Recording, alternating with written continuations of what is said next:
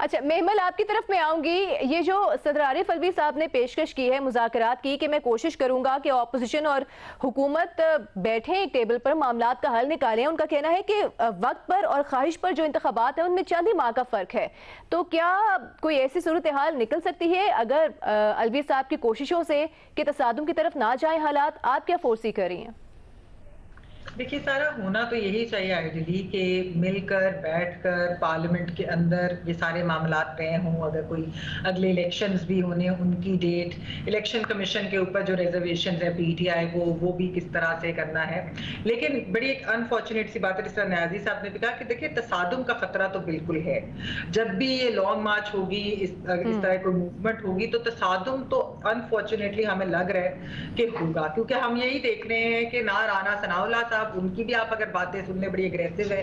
वैसे भी अगर आप पीएमएलएन के लोगों से आप प्राइवेटली भी बात करें कि आपको क्या जरूरत है, वही जिस तरह न्याय साहब ने कहा कि आने दें, बैठने दें, अगर वो अपना पीसफुल राइट टू प्रोटेस्ट तो होता ही है, सबका होता है। तो अगर पीटीआई करना भी चाहती है तो इसके अंदर ऐसी क्या बुराई है। लेकिन वो हमेशा ये एग्जाम्पल देते हैं कि देखिए 2014 में भी हमने ये बातें सुनी थी और यही सोचा था कि अच्छा आने दे, बैठने दे, लेकिन हुआ ये कि उसका हमें सियासी नुकसान हुआ और ये ऐसे लगा कि हुकूमत कमजोर थी और उसकी कोई रिट नहीं थी। तो ये हम दोबारा रिपीट नहीं होने देंगे, इसीलिए जो उन्होंने 25 मई को किया वो। लेकिन मेहमल, ये भी तो बात सोचने वाली है कि अगर हुकूमत एक कदम पीछे नहीं हटती या फ्लेक्सिबिलिटी शो नहीं करती तो फिर तो नुकसान मुल्क का ही होगा, दोनों तरफ का होगा।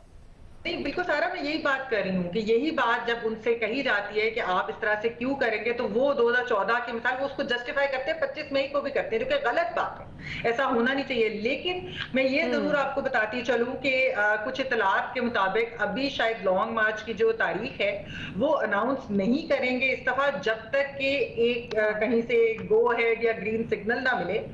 उसका इंतजार हो रहा है। पिछली दफा हमने देखा था, वो वैसे तो उन्होंने कहा तैयारी नहीं थी, लेकिन असल में सिग्नल के खिलाफ जाकर पिछली दफा जो कॉल दे दी गई थी ना, वो सिग्नल के खिलाफ थी। तो इस दफा एक सिग्नल का इंतजार हो रहा है।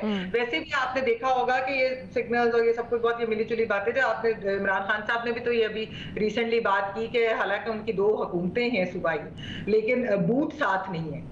तो मेरे ख्याल में पीटीआई के अंदर एक ये तासुर है कि अगर बूट साथ ना हो तो ना हुकूमत सही तरह से चलती है, ना ही ऑपोजिशन सही तरह से होती है, ना ही फिर धरने सही तरह से होते हैं, ना ही फिर कोई लॉन्ग मार्चेस सही तरह से होती है। तो शायद जो है वो किसी चीज का इंतजार हो रहा है। अगर वो सिग्नल आता है नहीं आता हमें नहीं मालूम, अगर उसके बावजूद भी दे देते हैं लॉन्ग मार्च की कॉल, तो फिर भी तसादुम तो इधर वे जो है ना, वो बड़ी अनफॉर्चुनेट सी बात है। लेकिन तो फिर इससे ये समझा जाए कि अगर पीटीआई लॉन्ग मार्च की कॉल देती है, डेट दे देती है, तो वो फिर किसी सिग्नल के बाद ही देगी।